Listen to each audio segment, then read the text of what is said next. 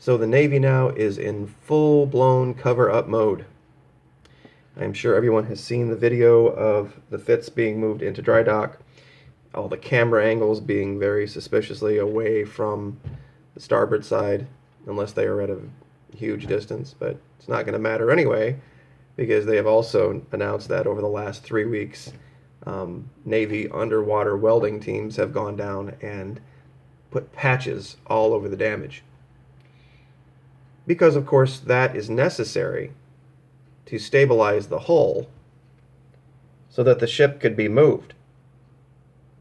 Otherwise, moving the ship without patches all over the damage could be dangerous.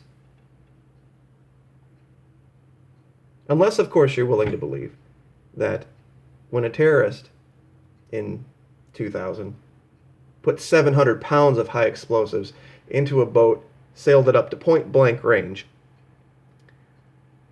and detonated it, that was less traumatic of an event to the USS Cole than this collision, accidental collision was to the Fitzgerald with the ACX Crystal.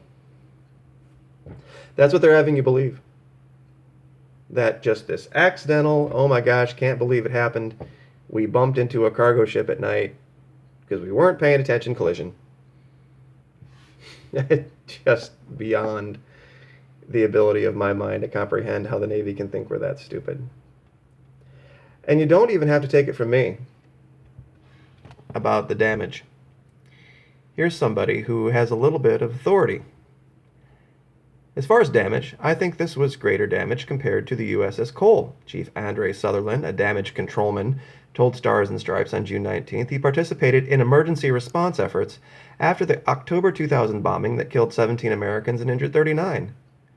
So here's somebody who's seen both ships, who participated after the bombing of the Cole. So, this is his opinion.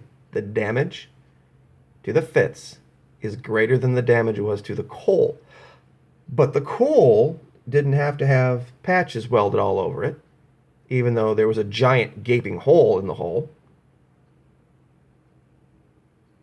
So, apparently we're just supposed to sit and wait for the report. I think that's been the general consensus. You know, speaking of the Cole and the Navy behavior, here's another quote from a young man who was aboard the USS Cole. I bounced off the ceiling and landed on the deck, 19-year-old seaman apprentice Andrew Nemeth said Monday. I felt fuel spraying. I thought at first, me being an engineer, that a fuel line had been busted. Now, this guy was speaking to The World, a news service, on the Monday after the attack. Monday the 17th of October 2000. Attack was 12 October. So 5 days later, the Navy didn't seem to have any issue with their people talking about what was known to be then for sure a terrorist attack. While they worked hand in hand, side by side with the Yemeni authorities, a country we knew that was rife with terrorism, had no problem working with them, but now all of a sudden the Japanese and the Filipino authorities aren't going to be allowed to really conduct any interview of merit given the level of secrecy now imposed by the Navy and the Coast Guard. So if you want to talk about an accident as opposed to a terrorist attack, we can always go back to the Porter. And once again, very shortly after the Porter accident, where it, oh, by the way, collided with something head-on that was 6 times as big as the ACX Crystal. We knew that something, it wasn't a normal hit. Chief James Antoine is an interior communication chief on the Porter. He was in his rack sleeping when the collision occurred at 1 a.m. Everybody was emotional. We had a lot, everybody was scared, we were frightened. According to Chief Antoine, several spaces took on water, but the crew responded with damage control procedures. We pulled together to do what we had to do to get to Dubai. We pulled into the U.S. So, right afterward, guy aboard the ship, talking about it.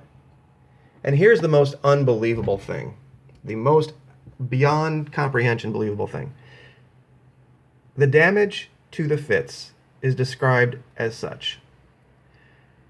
The ACX Crystal had not only ripped a 12-foot by 17-foot hole in the starboard side of the Fitzgerald below the waterline, crushed the superstructure and flooded 3 major compartments in the ship, the impact also twisted the hull of the ship and destroyed tens of millions of dollars in electrical equipment. Before the ship could even be moved to dry dock, divers had to weld a complex web of hull patches to secure the hull enough to make the trip that was completed just ahead of the dry dock move on Tuesday. So you're telling me this impact was so severe, so traumatic, that it completely blew by the effect of 700 pounds of high explosives. The compartments that were affected housed 116 sleeping sailors, and only 5 died as a result. 2 minor injuries. I know they say, oh wait, 7 died. 2 of those were confirmed to have died diving into flooded compartments trying to retrieve the others, so they weren't killed as a result of the collision. 17 sailors were killed when that bomb went off next to the coal. And that was during the day when everybody was awake. And they were in the chow hall, from all reports. So, if you believe this story, folks, I mean, I don't know what else to tell you. I mean, this is just ridiculous to the point of almost beyond 9/11.